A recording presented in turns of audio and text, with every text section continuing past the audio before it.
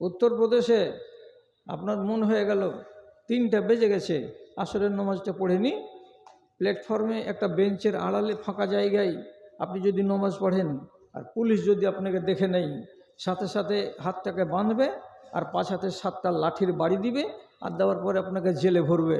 বাপের জমিদারি পেয়েছিস, এখানে নামাজ পড়বি, এটা কি তোর বাপের জায়গা? অথচ আল্লাহ রাব্বুল আলামিন সারা দুনিয়ার মাটিকে মসজিদ বানিয়েছেন, এটা সহিহ হাদিস। আপনার হিম্মত নেই যে ওখানে খোলা ময়দান আপনি নামাজ পড়তে পারেন। কোথায় গেল ইজ্জত? কেন নষ্ট হলো? আপনি আধা ইমানদার হয়ে ধোঁকা দিয়েছেন আগে নিজেকে। আল্লাহ তাআলা বলছেন 2 নম্বর মুসলমানদের সাথে আমার কোনো সম্পর্ক নাই। ইজ্জত সব মাটি হয়ে গেল, নত হলো মমশির। যারা ছিল চিরমোদের গোলাম, আজ তারাই হয়েছে মহান বীর। তোমায় ভুলেছি, কোরআন ছেড়েছি, তোমায় ভুলেছি, কোরআন ছেড়েছি, তাই বুঝি অপমান। তোমার দুনিয়ায় দুশ্মনী লীলা চেয়ে দেখো রহমান। কাফেরের হাতে নিধন হতেছে কি করে মুসলমান গো, কি করে মুসলমান। বলির পাঠা হলো মুসলিম তোমার চোখের আগে, বলির পাঠা হলো মুসলিম তোমার চোখের আগে। আসাম, বোম্বাই, মিরাট, গুজরাট আর সে হাজারিবাগে, আর সে হাজারিবাগে। তবু কেন তুমি প্রতিশোধ নিতে হও না গো আগুয়ান। তোমার দুনিয়ায় দুশ্মনী লীলা আছে দেখো রহমান। কাফেরের হাতে নিধন হতেছে কি করে মুসলমান। আল্লাহর নবী বলছেন, কোন একটা মানুষ ফজরের নামাজ যদি ছেড়ে দেয় আর দেওয়ার পরে সকালবেলায় উঠে চাটা খাই, ঘর গৃহস্থলিতে মেতে যাই, তো নবীজি কি বলছেন? ফাকাদ বারিয়াত জিম্মাতুল্লাহি মিনহু। আল্লাহ তাআলা আসমান থেকে বলছেন, এই লোকটা খেতে পাবে কি পাবে না আমি তার কথা ভাবি না, এই লোকটা বাঁচবে কি বাঁচবে না আমি আল্লাহ তার কথা ভাবি না। এই লোকটা সহি সালামতে চাঁচল যাবে আর সহি সালামতে বাড়ি ফিরে আসবে কি আসবে না আমি তার দায়িত্ব নিই না। কেন যে এই গাদ্দার ইনসান, এই ধোঁকাবাজ ইনসান সকালবেলায় আমার সাথে বেঈমানি করেছে, আমার নামে হাজিরা দেয় নাই, তার জন্য তার উপরে আমার কোনো দায়িত্ব নাই। কতটি লোক আছে এরকম?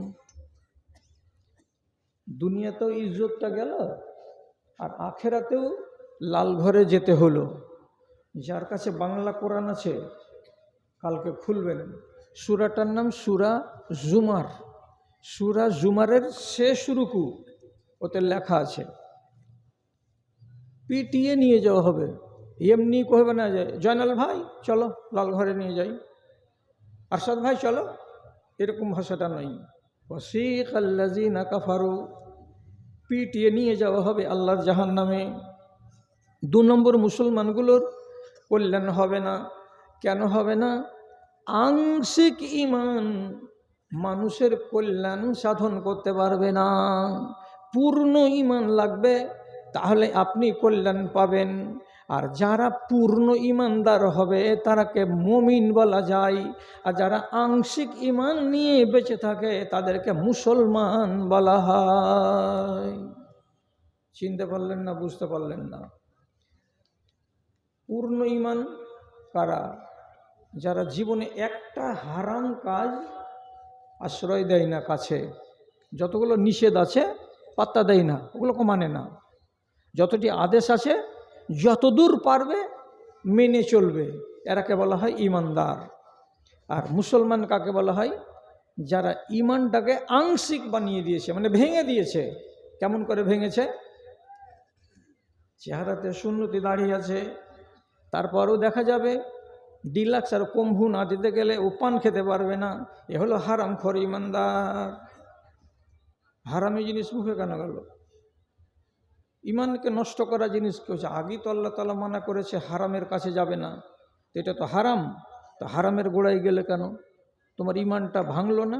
বলছে হ্যাঁ ভেঙে গেছে। আর একগুলো লোক ওকে আল্লাহ রাব্বুল আলামিন ডাকবেন, এই নবীর বিবিগুলোকে তো রেহাই দিনি, পর্দা করো আর পর্দার সাথে বাইরে যাও। তুমি কার বেটি? তুমি কার মেয়ে? তোমার এত ইজ্জত কিসের?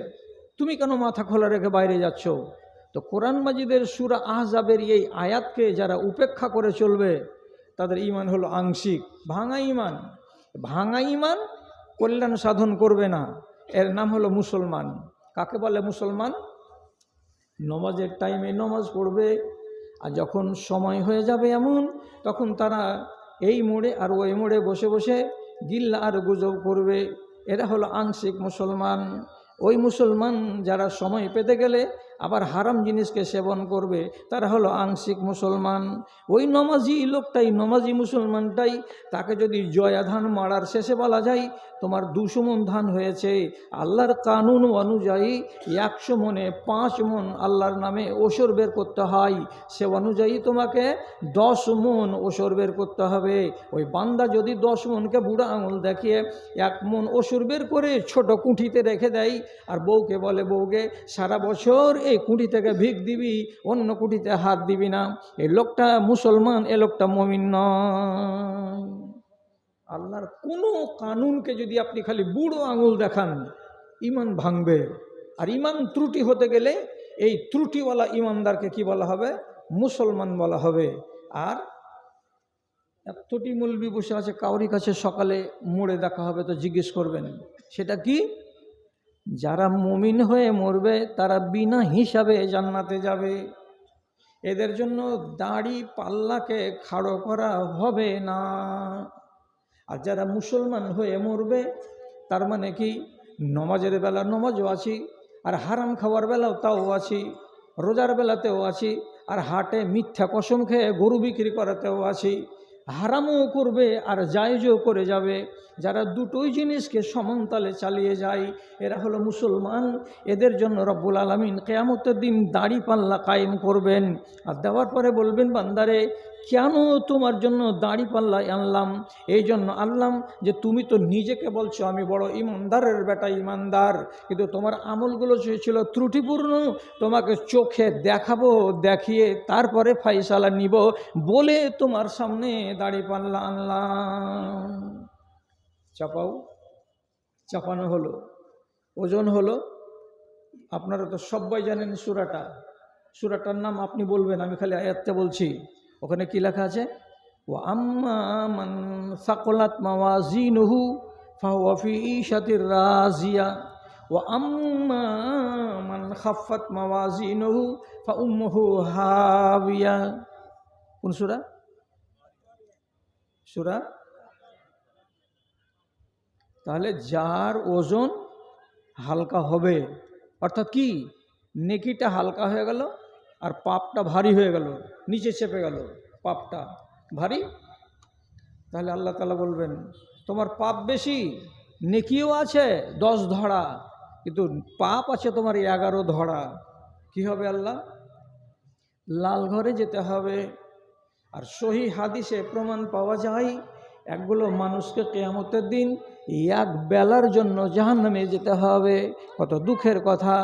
একগুলো মানুষকে কিয়ামতের দিন 1 দিনের জন্য জাহান্নামে যেতে হবে, একগুলো মানুষকে কিয়ামতের দিন 1 মাসের জন্য জাহান্নামে যেতে হবে।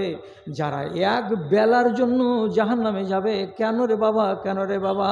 তো তার নেকিগুলো এতটুকুই কম পড়েছে যে সামান্য একটুকার কারণে পাপের পাল্লাটা ঝুঁকে গেছে আর নেকির পাল্লাটা হালকা হয়ে গেছে। 200 গ্রাম, 250 গ্রাম, 300 গ্রাম যদি আর নেকি হতো তাহলে পার পেয়ে যেত, কিন্তু সেটা পার পেল না। কেন পার পেল না? তার দ্বারাই এমন কাজ হয়েছে আর এমনভাবে জীবনগত করেছে যে নেকিগুলোকে বাড়াতে পারেনি, পাপগুলোকেই বাড়িয়ে দিয়েছে। দাড়ি পাল্লা খাড়া হবে। এই জন্য যারা মুসলমান হয়ে মরবে তারা গ্যারেন্টি নাই যে প্রথম চান্সে জান্নাত পাবে, আর যারা মুমিন হয়ে মরবে তাদের সম্বন্ধে গ্যারেন্টি আছে বিনা হিসাবে জান্নাতে যাবে। হাদিস বলছে তো আমি কি করব? আংশিক ঈমান নিয়ে যদি বাঁচেন, ইজ্জত নেই দুনিয়াতে আর ইজ্জত নেই আখেরাতে। আংশিক ঈমানের উদাহরণ কি দিব আপনাকে? ইবলিস শয়তানের 2 আনা ঈমান আছে। 2 আনা নেই, 1 আনা কহেন, এতটুকুনি ঈমান আছে। কি করে ঈমান আছে? তোর যে ঈমান আছে 1 আনা, তুই কি কিয়ামতের দিন নাজাত পাবে 1 আনা ঈমানে? পাবে না। কেন যে আংশিক ঈমান কল্যাণ আনবেন আপনাকে বুঝাবার জন্য শুধু বলছি।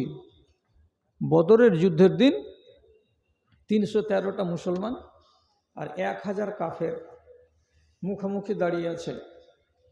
ইবলিস শয়তান মক্কার একটা লোক সুরাকা বিন মালেক এর রূপ ধারণ করে মুশরিকদের মিলিটারিদের পাশে এক কোণায় দাঁড়িয়ে সবকে শাবাশি দিছে, মন দিয়ে লড়ো, আজকে তোমাদের জয় নিশ্চিত, চিন্তা করবে না, আমি তোমাদেরকে দেখাশোনা করার জন্য আছি, তোমাদের মনোবল যেন না ভাঙে, তোমরা আজকে নিশ্চয়ই বিজয় লাভ করবে আর এই মুসলমানেরা দুনিয়া থেকে নিশ্চিহ্ন হয়ে যাবে।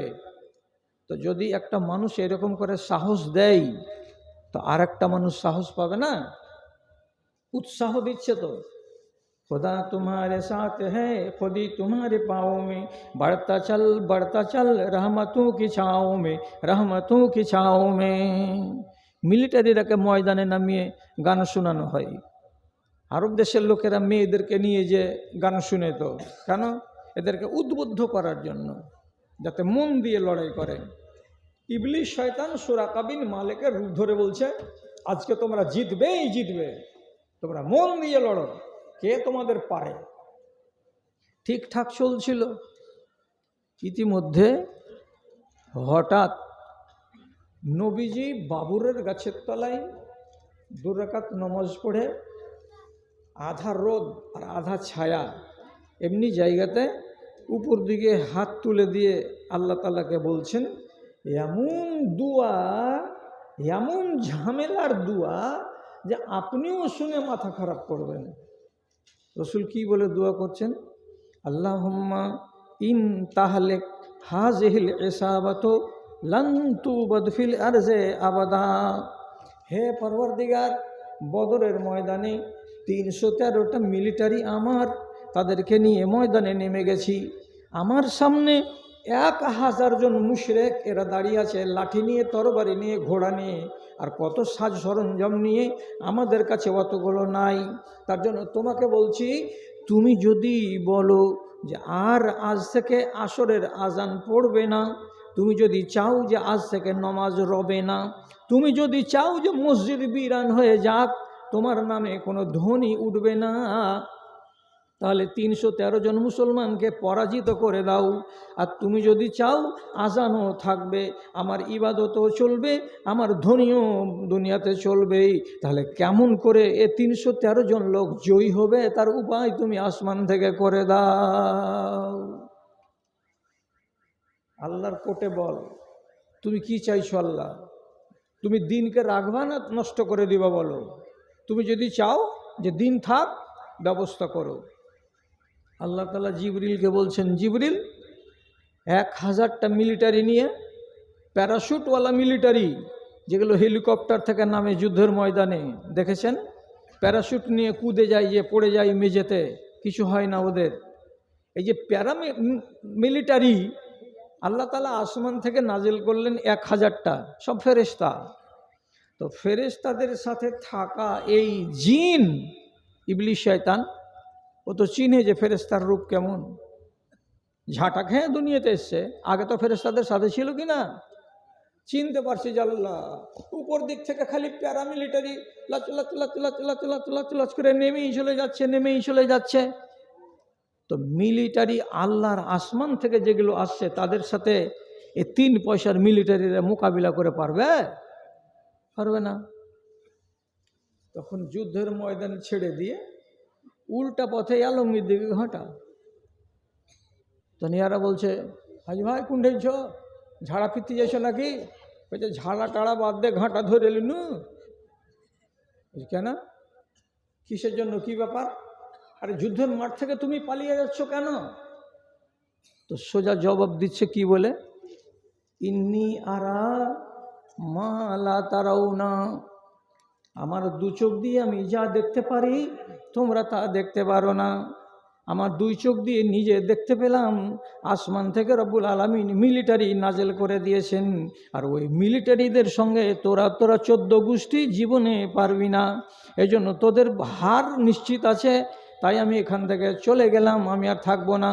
আর দিয়ে এবার কি বলছে আল্লাহ রাব্বুল আলামিন তার কথাটাকে কোরআনে নকল করে বলছেন, ইন্নী আখাফুল্লাহ ওয়াল্লাহু শাদীদুল ইকাব। আমি আল্লাহকে বলে ভয় করি, আমি আল্লাহকে বলে জানি, আমার ডর আছে। কেন? যে রব্বুল আলামিন হলেন কঠিন আযাব দেনেওয়ালা। কি বলছে ইবলিস? আমি আল্লাহকে বলে ভয় করি। তো আল্লাহকে বলে যারা ভয় করে, এ লক্ষণটা ভালো না খারাপ? তো ভালো, এটা তো ঈমানের অংশ। আল্লাহ বলছেন ফাত্তাকুল্লাহ, আল্লাহকে তোমরা ভয় করো। তো আল্লাহকে যে ভয় করছে ইবলিস শয়তান, তো ওর এই ভয়টাকে আপনি একানা মানবেন না মানবেন না যে তার কাছে ঈমান আছে? আচ্ছা, আল্লাহকে ভয় করে যে ও মরবে কিয়ামতের আগে, তো আল্লাহ তাআলা কি তাকে খুশি হয়ে বলবেন তোকে 1.5 মাসের জন্য জান্নাত দিব? হবে না। আংশিক ঈমান নিয়ে যে বাঁচবে তাকে নির্ঘাত একদম নাকাম হতে হবে, ব্যর্থ হতে হবে কিয়ামতের দিন।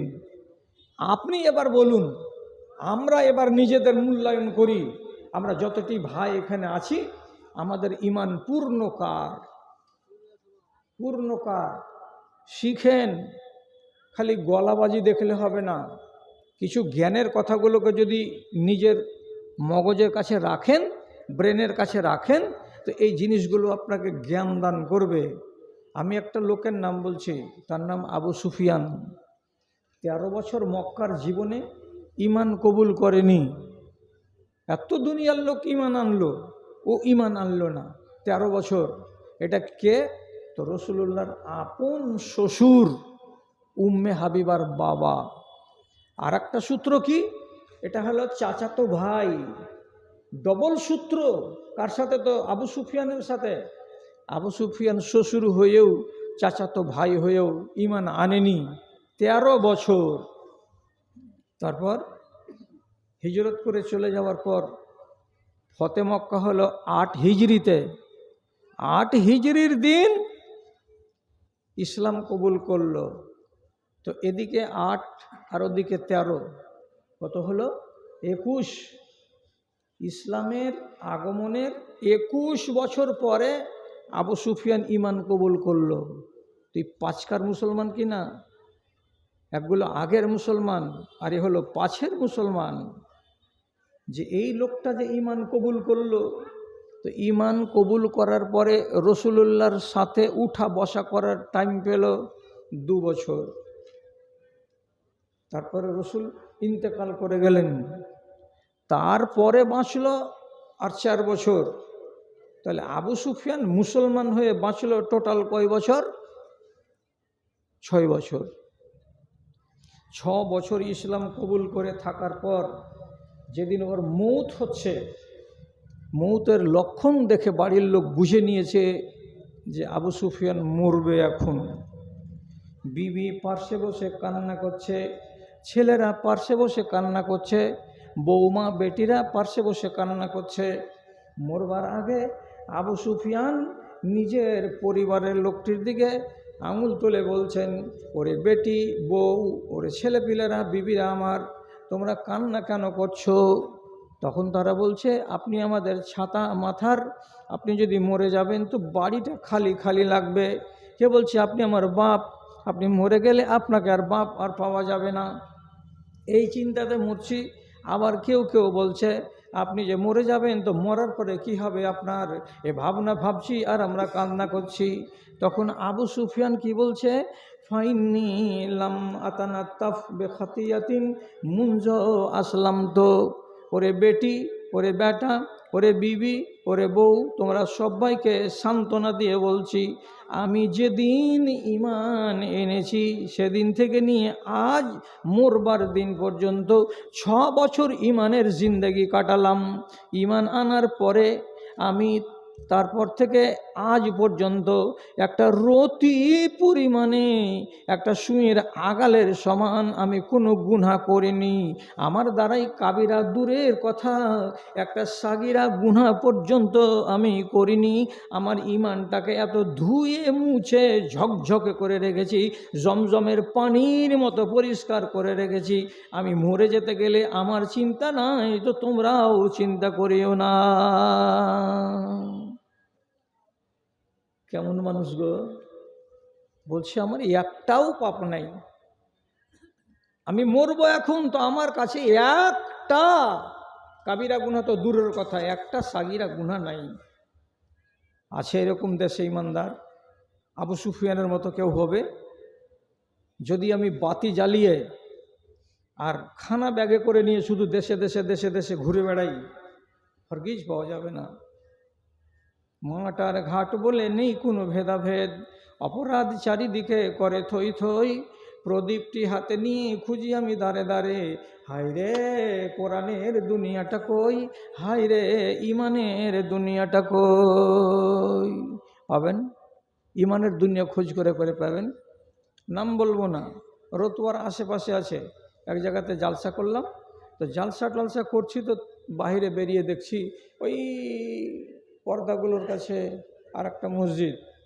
আমি ওটা কী গো? যেটা মসজিদ ওটা ওদের। ওদের মানে? ওদের মানে কি?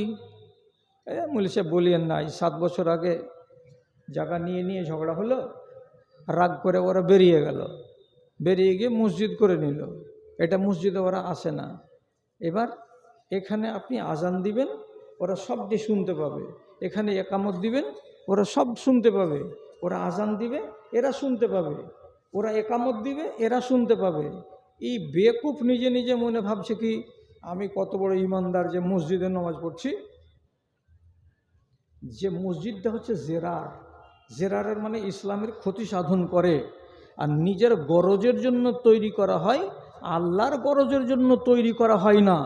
সেই মসজিদের সিজদা ঠুকে ঠুকে যদি কপালে 4 ইঞ্চি চওড়া করে ঘরটা ফেলে দাও, কপালে ঝাঁটা মেরে দেবেন আল্লাহ রাব্বুল আলামিন। ইমানদারি দেখাচ্ছ, নিজের মন মতো করে চলে, একে ইমানদার বলে না। যেভাবে আল্লাহ বলবেন, যেভাবে আল্লাহ রসুল বলবেন সেভাবে চলো, চলে ইমানদার হও। আর ইমানদার হওয়ার জন্য 1 নম্বর শর্ত হলো আল্লাহর না থেকে দূরে থাকো, আল্লাহর হ্যাঁকে আঁকড়ে ধরে থাকো। আর 2টা হ্যাঁ আর 4টা নাকে নিয়ে মিলিয়ে জুলিয়ে তুমি জীবন কাটাবে, তোমাকে পূর্ণ ইমানদার বলা যাবে না। এটা ঠকবাদ। শিখেলেন? আর একটা শিখিয়ে দিই। আরে রোজ রোজ জালসা লাগবে না জি, একটা দিন খানিকক্ষণ তো থাকো। এখনও 12টা বাজেনি জি, কয়েক মিনিট দেরি আছে জি। কি বলছি? একটা লোকের নাম শিখে রাখেন। রসুলুল্লাহর উপরে প্রথম পাথর মেরেছিল যে লোকটা, প্রথম পাথর চালিয়েছিল যে লোকটা, এর নাম হলো আব্দে ইয়ালিল সাকাফি। এর বাড়ি হলো তাইফে। জি হ্যাঁ, 5 কিলোমিটার দৌড়ে নিয়ে গেছে রসুলুল্লাহকে তাড়তে তাড়তে তাড়তে তাড়তে। তারপরে ঘটনা এদিকে থাক। এবার ফতমাক্কা হলো, তারপরে হাওয়াজেনের যুদ্ধ হলো, তারপরে আউতাসের যুদ্ধ হলো। তখন এই তাইফের লোকেরা মনে করলো যে আর রেহাই নাই, চারিদিকে মুসলমানেরা হয়ে গেল, এখন যদি আমরা আঁকা বাঁকা করি তো আমাদের কপাল খারাপ হবে। তখন এরা 8 জন প্রতিনিধি মদিনা গেল। তো মদিনাতে প্রতিনিধি যে যাচ্ছে তার ভেতরে 1 নম্বর ব্যক্তিকে তা আব্দে ইয়ালিল। তখন খালি এমনি করে মুখ লুকাইছে আর বলছে, হ্যাঁ আমাকে পাঠায় না, হ্যাঁ আমি যাব না। কেন যাবে না? আর অতীতের কথা মনে পড়ছে যে আমি প্রথম পাথর মেরেছিলাম, আর অতীতের কথা মনে পড়ছে যে আমার বৈঠকে রসুলুল্লাহকে আমি বেইজ্জত করেছিলাম, আর আমার 2 ভাই হাবিব আর মাসুদ আমার সাথে ছিল, আমরা তাকে অপমান করে বের করে দিয়েছিলাম, পাথর মেরেছিলাম, 5 কিলোমিটার তেড়ে নিয়ে গেছিলাম। তো ওই লোকটা তো আমি।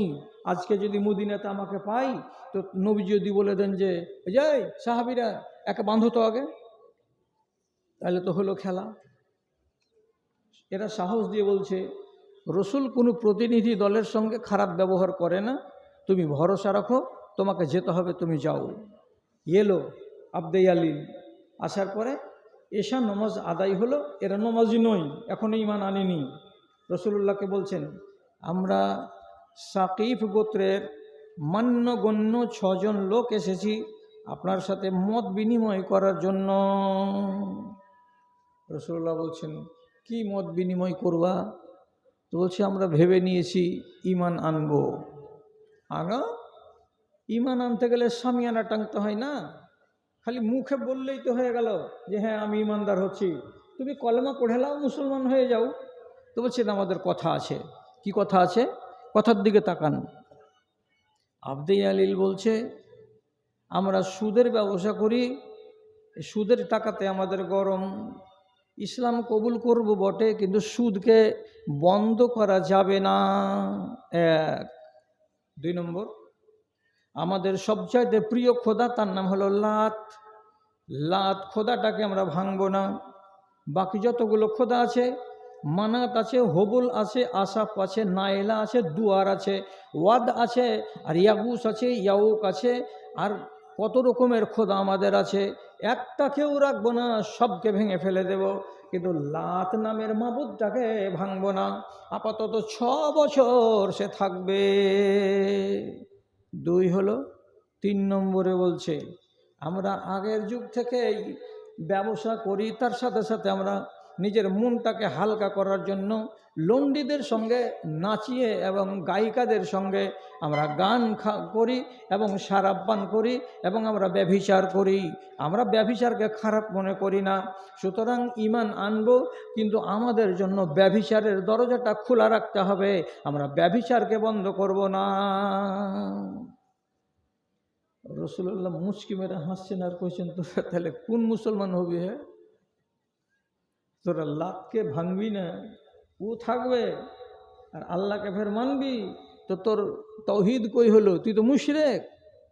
লা ইলাহা যে বলবি আমার সামনে, তো লা ইলাহা কেমন করে হয়? এমনি করে হয়, লা ইলাহা, কোনো মাবুদ নাই, কোনো মাবুদ নাই, কোনো মাবুদ নাই। তারপরে বলো ইল্লাল্লাহ, একমাত্র মাবুদ হলেন আল্লাহ।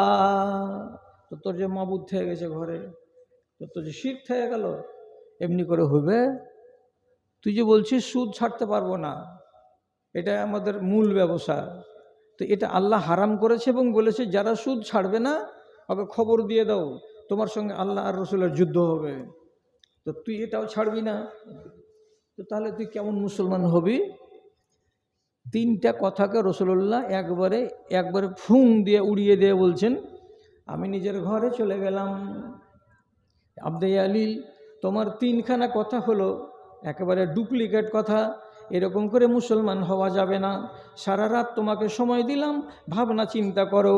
সকালবেলায় আবার আসবো তোমার কাছে, জানতে চাইবো তোমার মন বদলেছে না বদলে নাই। সকালবেলা যদি তোমার মন বদলে না থাকে, তাহলে আমি খোলা মনে বলছি তোমাকে মেহমান হিসাবে আর এখানে জায়গা দেওয়া যাবে না। যে রাস্তা দিয়ে এসেছিলে ওই রাস্তা দিয়ে ফেরত চলে যেতে হবে। মদিনায় তোমাকে যেন আর দেখতে আমি না পাই 10টার পরে। সারা রাত আলোচনা করলো 6 জনে মিলে।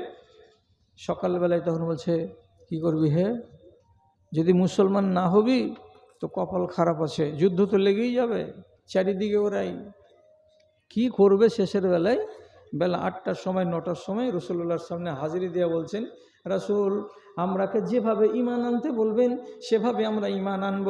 তখন নবীজি বললেন, ইল্লাল্লাহ কথাটা বলার মানে হলো এই, বাড়িতে কোনো আর মাবুদ থাকবে না, একমাত্র আল্লাহ। যে মেনে নিলাম। সুদের ব্যবসা থাকবে না, বলে মেনে নিলাম। আর তোমরা আর অন্যান্য যে ব্যভিচারের কথাটা বললে এটা করা চলবে না, এটা ঈমানের খেলাফ কথা। তখন আব্দে আলিল জান বাঁচাবার জন্য বলছে, এটাকেও মেনে নিলাম।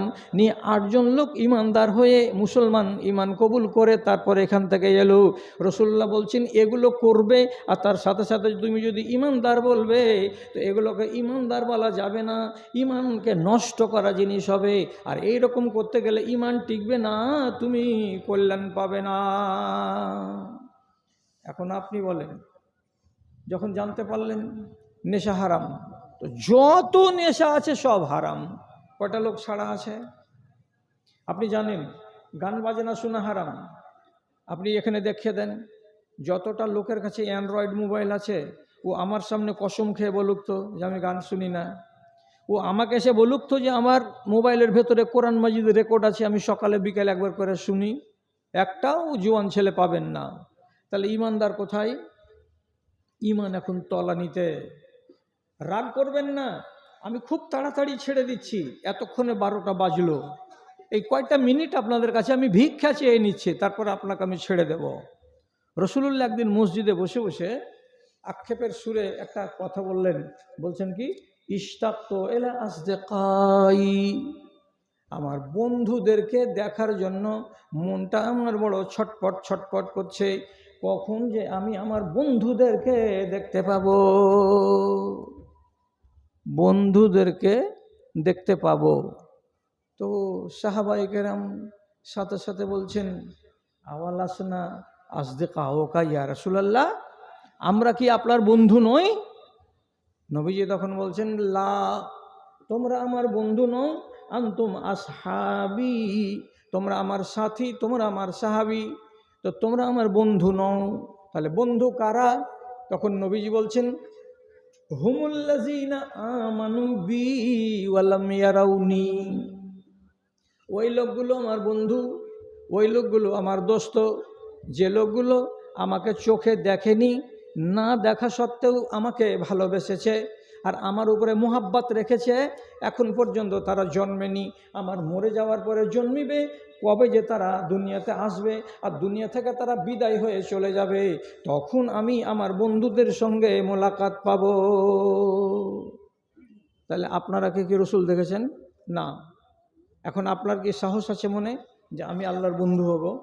যদি বলেন যে হ্যাঁ, আর আমাদেরকে দেখার জন্যই রসুলুল্লাহ আগ্রহ প্রকাশ করেছেন যে আমার বন্ধুদের সাথে আমার মুলাকাত কবে হবে, অর্থাৎ কিয়ামতের দিন কবে আসবে যে আমি বন্ধুদের সাথে সাক্ষাৎ পাবো।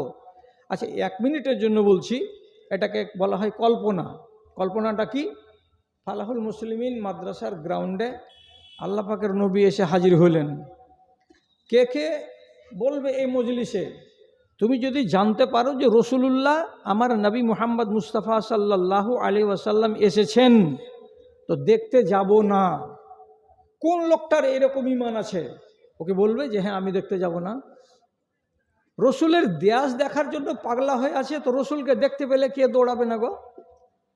এখন আপনি দৌড়ে এলেন, দৌড়ে এসে সালাম করবেন, আসসালামু আলাইকুম, আমি আপনার বন্ধু, আপনি আমাকে দেখার জন্য পাগল আছেন না? তো রসুল্লাহ তো বলবেন হ্যাঁ। আপনি এসে বলবেন আসসালামু আলাইকুম, আমি আপনার বন্ধু, আপনি আমাদেরকে দেখার জন্য পাগল ছিলেন না, ছটপট করছিলেন না? যে হ্যাঁ। তো আপনি যে বন্ধু হিসাবে রসুলুল্লাহর আগা দিকে খাড়ো হবেন, তো বন্ধুর চলন যেমন এই বন্ধুর চলন তেমন হবে, তাহলে তো বন্ধু হবে। এখন একটা লোক দাড়ি রাখেনি, সব খোলান করে রেখে দিয়েছে চেহারাকে, আর এসে বলছে আসসালামু আলাইকুম। আপনি নিজে বলেন রসুল আপনার সাথে মুসাফা করবেন? বন্ধু বলে যে এগিয়ে আসছেন, তো এটাকে বন্ধু বলে রসুল্লাহ মানবেন? হরগিজ মানবেন না। হঠাৎ কোথাকার ডোম আর চামার চলে আসছো, এসে আমাকে বলছো আমি বন্ধু? তোমার মতো লোক, যে লোকটা আমার সুন্নাতকে জবে করে, তাকে আমি বন্ধু মানি? আর একটা লোক এসেছে, তো দাঁতের চারিদিকে খালি কেলে কেলে হ্যাঁ, লাল লাল লাল লাল হ্যাঁ, তিরঙ্গা আর গুটখার রস লেগে লেগে আছে, আর 2 ঠোঁটের কোনাগুলোতে লাল লাল রঙগুলো লেগে আছে, আর এমন মরা কুকুরের মতো গন্ধ বেরিয়েছে তার মুখ দিয়ে ভ্যাক ভ্যাক ভ্যাক ভ্যাক করে, আর চলে এসেছে আসসালামু আলাইকুম, আমি আপনার বন্ধু, আমার বাড়ি হলো এই ধানগড়া বিশনপুর এলাকায়। আচ্ছা, আপনাকে বন্ধু বলে রসুল্লাহ মানবেন? যত হারাম খানেওয়ালা আর যত হারাম ব্যবহারকারী আর যত ফাসেক লোক, এরা রসুলুল্লাহর উম্মাত বটে, কিন্তু এরা রসুলুল্লাহর বন্ধু নয়। এদের মতো লোককে আল্লাহ পাক আর রসুল পছন্দ করেন না। আর সোজা সোজা করে বলছি, হায়া আর শরম যদি থাকে তো জ্ঞান শিখো মক্কার এক একটা মুশরিকের ঈমান দেখে। কেমন কথা বললাম, বেড় লাগা? মুশরিকের ঈমান। মুশরিকের ঈমান মানে কি? মুশরিকের বিশ্বাস। এক একটা মুশরিকের বিশ্বাস যদি আপনি দেখেন, তাহলে আপনি বলবেন ওর বিশ্বাসের কাছে আমরা তো ধারে কাছেও আসতে পারবো না। ওরা অথচ রসুলুল্লাহকে মানে না, তারপরেও রসুলুল্লাহর উপরে বিশ্বাস, অগাধ বিশ্বাস। লম্বা করা যাবে না, ছোট্ট করে দেগুনের মুমতাজ তো, আচ্ছা ওই এই মুমতাজ ভাই, ঠিক আছে আমি দোয়া করে দিচ্ছি একটু পরে ইনশাল্লাহ। যদি থাকতে না পারো তো হেঁটে দাও, এই হাতেই থাকলো টাকা, পকেটে করবো না। কি কথাটা বলছি?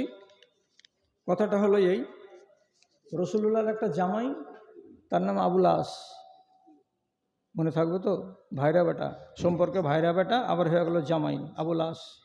বদর যুদ্ধের দিন রসুলুল্লাহ এদিকে আছেন,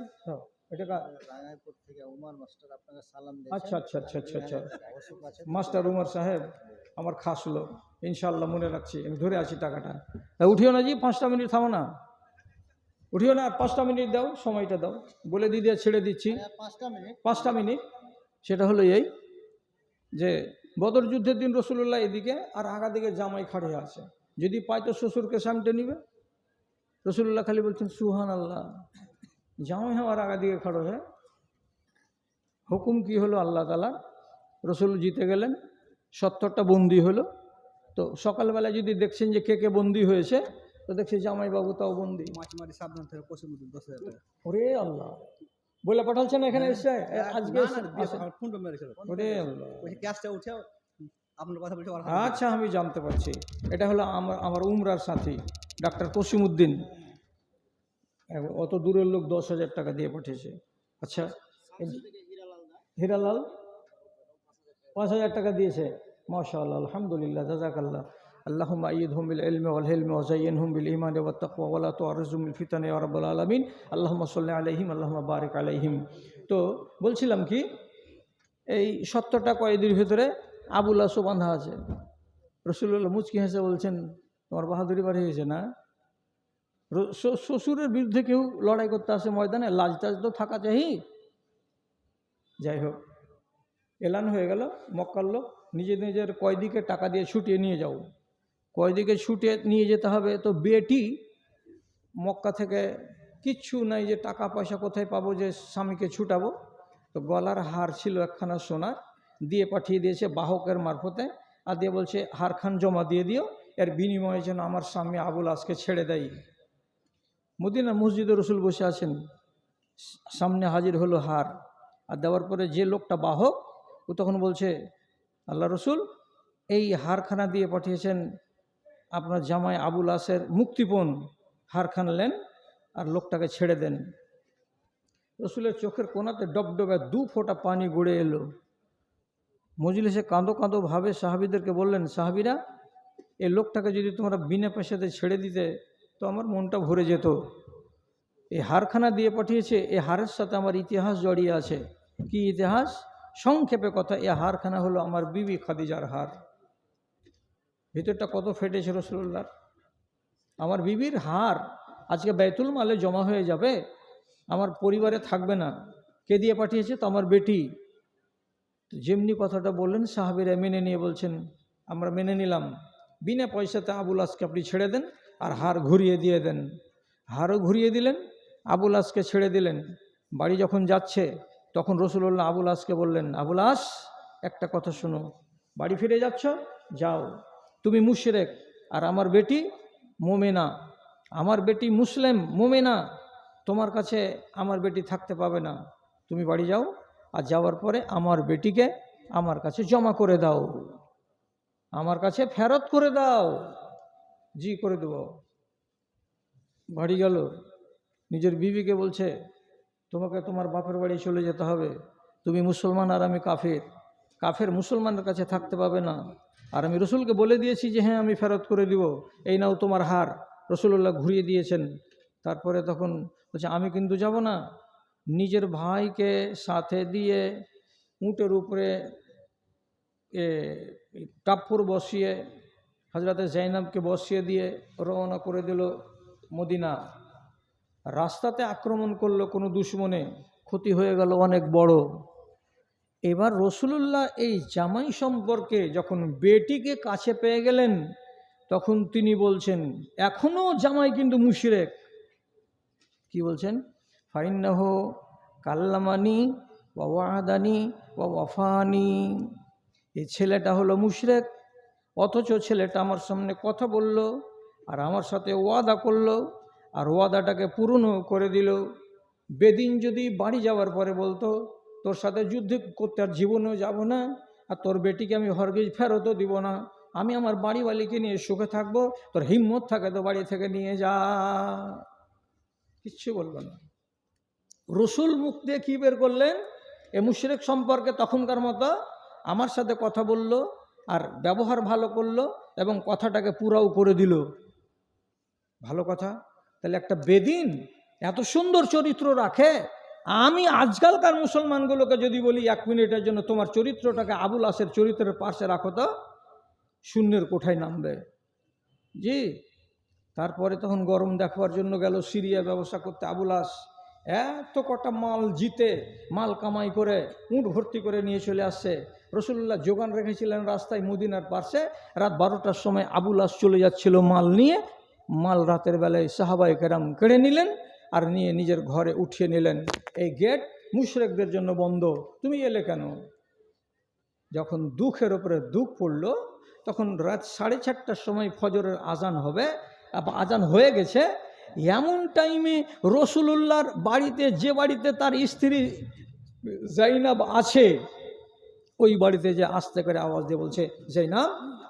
জাইনাব স্বামীর আওয়াজ পেয়ে তখন তাড়াতাড়ি করে বলছে, এত রাত্রিতে তুমি এখানে? মানে হ্যাঁ, বড় দুঃখের কথা আছে, বড় দুঃখ ভরা, এই জন্য এসেছি তোমার কাছে, না হলে আমি আসতাম না। তোমার সাথে তো আমার সুখ আছে, আমার তো দুঃখ নেই। কিন্তু তোমার বাপ ফিরিয়ে নিয়েছে বলে আমি ফিরিয়ে দিয়েছি, বাকি কি তুমি আমার কাছে অপছন্দ? না তো। হযরত জাইনাবের মায়া মমতা আছে। উনি মসজিদে নববীর জানলাতে যা জোরে আওয়াজ দিয়ে বলছেন, ও মুসলমানেরা, তোমরা যদি সকালবেলায় এই মসজিদের আশেপাশে আবুল আসকে দেখতে পাও তো খবরদার তোমরা মারিও না। আমি একটা মুসলমান মেয়ে ছেলে, তাকে নিরাপত্তা দান করেছি। কোনো মুসলমান যদি কোনো বেদিনকে নিরাপত্তা দিয়ে দেয়, তাহলে কমন আইন হয়ে গেল, তাকে কেউ মারতে পারবে না। যেমনি ফজরের আজানের নমাজের টাইমে জানিয়ে দিল। রসুল্লাহ সাল্লাম ফিরলেন, আর ফিরার পরে সাথে সাথে দৌড়িয়ে বাড়ি এলেন। এসে বলছেন, বেটিরে কী করেছিস? মুশরিককে কেন বাড়িতে জায়গা দিলি? তারপরে আল্লাহ পাকের রসুল বলছেন, আকরামি মাসওয়াহু ওয়ালা তাকরাবি ইলাইহি। এটা তোমার খালাতো ভাই হলো আর আগেকার তোমার স্বামী হলো, এই জন্য আমি বলছি তাকে খেতে দাও, তাকে সম্মান করো, কিন্তু এই জামাইয়ের পাশে ঘুমাতে যেও না, এর কাছে যাওয়াটা তোমার জন্য হারাম। বেলা 8টার সময় বেটির সামনে রসুল বলছেন, আরে বাবা, এত সুখের সংসারটাকে ভেঙে দিলে, ইমান আনবে না? আমার বেটিকে নিয়ে করে কর্মে খেতে, বেটিও চাইছে তোমাকে, তুমিও চাইছো আমার বেটিকে। তখন রাগের জ্বালাতে বলছে, হ্যাঁ, কাম পায় না, ইমান আনো করছে। রাতের বেলায় কত টাকার মাল চুরি হয়েছে আমার, আপনার লোকেরা করেছে জানেন আপনি? তো রাগের জ্বালায় মাল চুরি করার কথা বললো। আর যেমনি মাল চুরি করার কথা বললো, রসুল বলছেন, মাল ফিরিয়ে পেলে ইমান আনবে? যে আগে দাও, ওখানে টেম্পারে আছে, আগে দাও। রসুল তখন বলছেন, সাহাবীরা, রাতের বেলায় কারা ডিউটিতে ছেলে, তোমাদেরকে বলছি, এই যে মালটা তোমরা কেড়ে নিয়েছো একটা মুশরিকের কাছ থেকে, মালটি তোমরা এক্ষুনি আধা ঘন্টার ভিতরে মসজিদে নববীতে জমা করে দাও। 10টা মিনিট লাগলো না, সমস্ত মাল মসজিদে নববীতে জমা হয়ে গেল। তারপরে রসুল আবুল আসকে ডেকে বলছেন, আবুল আস, তোমার মালগুলোকে গুনে নাও, একটা করে, যদি মিলে যায় তো ভালো কথা, না মিলতে গেলে আমি নবী তোমাকে দিয়ে দেব। সবটি গুনে দেখার পরে জিজ্ঞেস করছেন, তোমার মাল মিলল?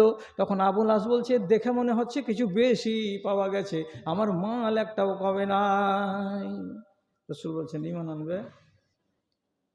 দিল গলে গেল তখন। আল্লাহ, এত সুন্দর দিন গো, এর কথাতে মানুষেরা উঠছে আর বসছে ইঙ্গিতে। এই মানুষটাকে যদি না মানি, তা আমার মতন পোড়া কপাল কার হবে? ঈমান এনে নিল। আবার রসুল্লাহ বলছেন, বেটিকে নিয়ে বাড়ি চলে যাও, আগের বিয়ে, তোমাদের সাবেক বিয়েটা একদম থেকে গেল, নতুন করে বিয়ে হবে না। তো রসুল আবার বিয়েটাকে সাব্যস্ত রেখে দিলেন। দেওয়ার পরে আবার বেটিকে আর জামাইকে সংসার করার অনুমতি দিলেন। আমি এদিককার কথাগুলোকে ছেড়ে দিলাম, আমি গোড়ার কথাতে কি গেলাম? একটা মুশরিক ওয়াদা করছে, তাও রক্ষা করছে। একটা মুশরিক ওয়াদা করার পরে সম্পূর্ণরূপে রসুলের সঙ্গে বিশ্বাস করে তার জিনিসটাকে পুরা করে দিচ্ছে। ওরে নাদান মুসলমান, তোরা কেন বুঝিস না রে, খোদার রশি শক্ত হাতে কেন ধরিস না রে। দুদিনের এই দুনিয়াতে কিসের বাহাদুরি, ছেড়ে দে রে শয়তানি তোর হাতে পায়ে ধরি রে, তোর হাতে পায়ে ধরি। সৎ উপদেশ সবাই মানে, তোরা কেন মানিস না রে? ওরে নাদান মুসলমান, তোরা কেন বুঝিস না রে? দুদিনেরই দুনিয়াতে মাস গেল তোর বছর গেল, আর কি আছে বাকি? মাস গেল তোর বছর গেল, আর কি আছে বাকি? সবাই তোরা বল না এসে, নামাজ ধরেছি আমরা, রোজা ধরেছি। খোদা তোদের রহম করে, কেন কিছুই বলিস না রে? ওরে নাদান মুসলমান, তোরা কেন বুঝিস না রে? খোদার রশি শক্ত হাতে কেন ধরিস না রে?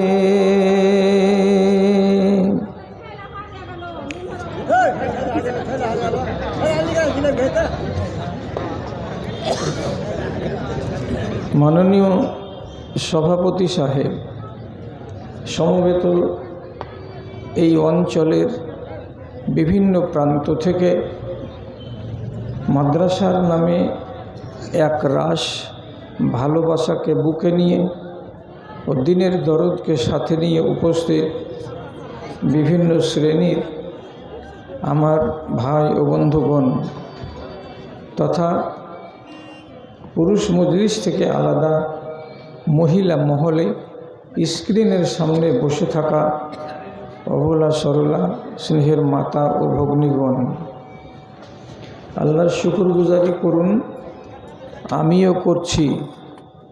এই মাদ্রাসার সাথে আমাদের নারীর সম্পর্ক, তাই বছরে একবার করে মাদ্রাসার ডাকে সাড়া দিয়ে তার প্রাঙ্গণে উপস্থিত হই, কিছু সাধ্যমতো দান করি এবং ওলামা এদিনের মুখ থেকে কিছু বয়ান শুনে নিজেকে সমৃদ্ধ করি এবং দুর্বল ইমানকে মেজে ঘুষে একটু চাকচিক্য করার সুযোগ গ্রহণ করি।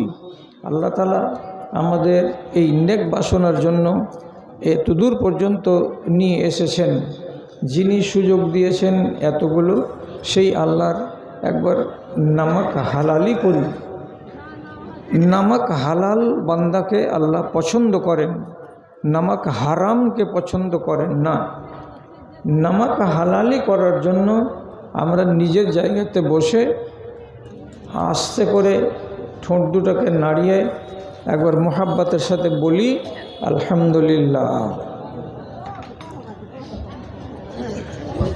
তারপরে তার আখেরি রসুল রহমতুল্লিল আলমিন জনাবে মুহাম্মদুর রাসূলুল্লাহ সাল্লাল্লাহু আলাইহি ওয়াসাল্লামের উপর শত সহস্র দরুদ ও শান্তির ধারা বর্ষিত হোক। আল্লাহুম্মা সাল্লি আলাইহি, আল্লাহুম্মা বারিক আলাইহি। বিরাদারান ইসলাম, কোরআন মাজিদে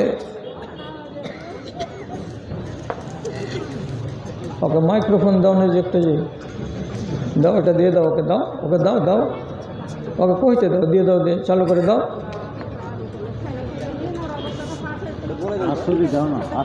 দে দাও, দে দাও, ওকে লাগিয়ে দিয়ে দাও। এদিকে এসো, আগা দিকে এসো, এদিকে আগা দিকে এসো।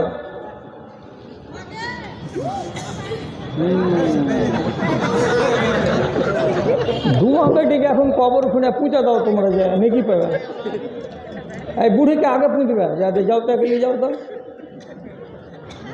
আল্লাহ টেন টেন টেন টেন করে স্টেজের কাছে আসছে, চলে আসছে, যে ছেলে হারিয়ে গেল, ছেলে হারিয়ে গেল করতে আসছে এখানে।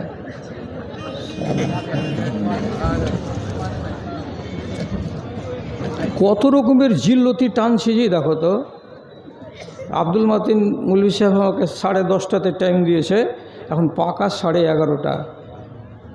খালি এই তাহিস করতে করতে করতে করতে করতে এতক্ষণ লেগে গেল। আর আধখান ঘন্টা টাইম আছে, 12 বেজে যাবে। আর কখন যে মানুষের 12 বাজবে তো কোনো ঠিক আছে? তো এবার অল্প কিছু কথা শুনেন, দরজা তো চারিদিকে খোলা আছে, ইচ্ছা হলে উঠে চলে যাবেন। কোরআন মাজিদে কিছু সাংঘাতিক আয়াত আছে এবং আয়াতগুলোর সংখ্যা ওলামায়ে দ্বীন বলেছেন 7টা। 7টা আয়াতের ভিতরে আজকে একটা আপনাকে পড়ে শোনালাম। সাংঘাতিক মানে কি, এর বয়ানটা আপনাকে খুশি করতে পারবে না, আপনার মনের ভিতরে কিন্তু ব্যথা তৈরি হবে। কি বলা হয়েছে আয়াতটাতে? তো রব্বুল আলামিন বলছেন আপনাদের মতো মানুষগুলোকে ইন্ডিকেট করে, সম্বোধন করে কি বুঝাচ্ছেন? খেয়াল করেন কথার দিকে। আফাতুমিনুনা বিবাযিল কিতাবে ওয়া তাকফুরুনা বিবায।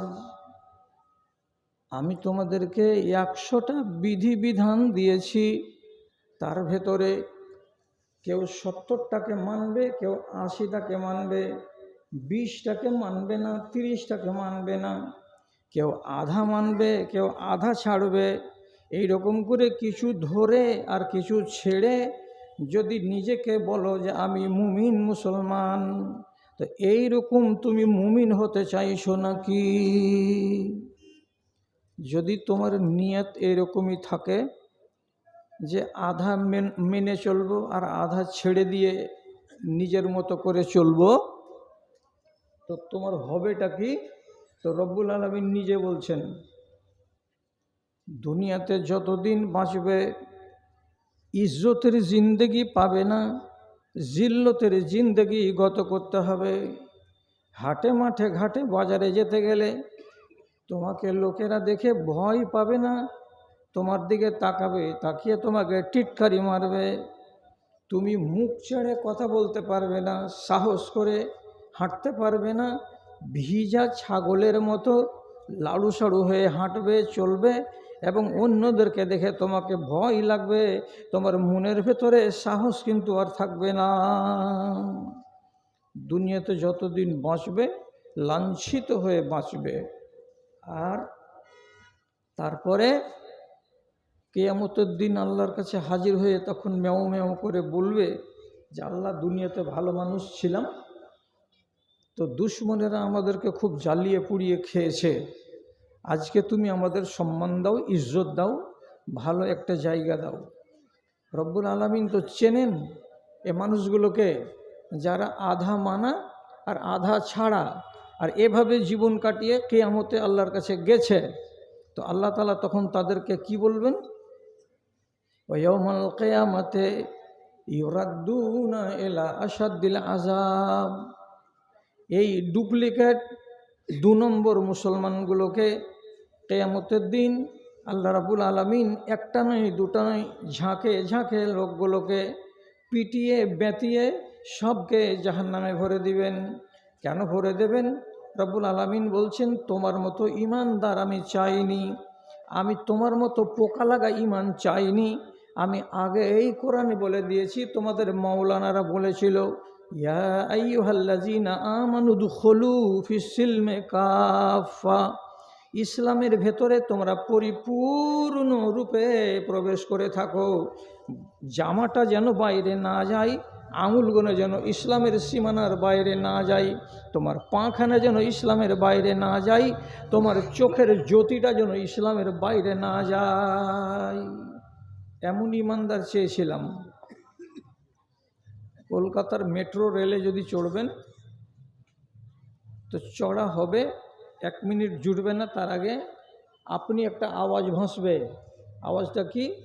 আপনার শরীরটাকে আপনি তাড়াতাড়ি ভিতরে করে নিন, দরজা বন্ধ হবে। যদি আপনি ওই টাইমের ভেতরে পাখানাকে দরজার সামনে রাখেন তো পা সমেত আপনাকে চেপে রেখে দিবে, বাপ বাপ করলেও আর খুলবে না। আগামী স্টেশন পর্যন্ত পা বাইরে থাকবে, ভাঙতেও পারে আর পা ন্যাংড়া লুলা হয়ে থাকতেও পারে। এই জন্য তাগিদ করে ভিতরে চলে এসো, ভিতরে থাকো, আঁকে আসিও না, না হলে তোমার বিপদ আছে। তো আল্লাহ বলছেন আগে তো বলেছি ইমানের সীমানার মধ্যে থাকতে হবে, ইমানের সীমানার বাইরে যেন তোমার পা না যায়। এমন ইমানদার আমি চেয়েছিলাম, তুমি তো এমন ইমানদার নও। এই জন্য তো দুনিয়াতে তুমি লাজ্জুতা খেয়ে এসেছো, আর আখেরাতে আমার কাছে জান্নাত চাইছ। আপনি বলবেন কোথায় দুনিয়াতে লাজ্জুতা খাচ্ছে? কতটি কতটি লোক পিটন খেলো পশ্চিমবাংলার এইবার, মনে আছে? কতটি মুসলমান বাইরে খাটতে গিয়ে শুধু নাম বলেছে আনিসুর রহমান, আমিনুল ইসলাম, তার জন্য ওরাকে রোহিঙ্গা বানিয়ে দিয়ে পিটিয়ে বিএসএফের সামন দিয়ে বিডিআরের হাতে তুলে দিয়েছে বাংলাদেশে, যে এরা বাংলাদেশি, এরা ভারতের লোক নয়। কালিয়াচকের তো এখন 5 জন লোক ফেঁসে আছে। এরকমই একটা দুটা আছে, একটা দুটা নাই। ইজ্জতে আছেন কি? যদি বলেন হ্যাঁ ইজ্জতে আছি, আপনি তো চলেন না। আমি তো 4টা-5টা প্রদেশে জালসা করতে যাই। আসামের মাটিতে আমি আসামের যতটি জেলা আছে কোনো একটা জেলাকে বাদ রাখিনি। এখন যাই না। কেন যাই না? যে কোনো জায়গাতে একটা কথা যদি ওই সরকারের অপছন্দ হয়, তাহলে আমার নামে নোটিশ করবে। ইজ্জত আছে?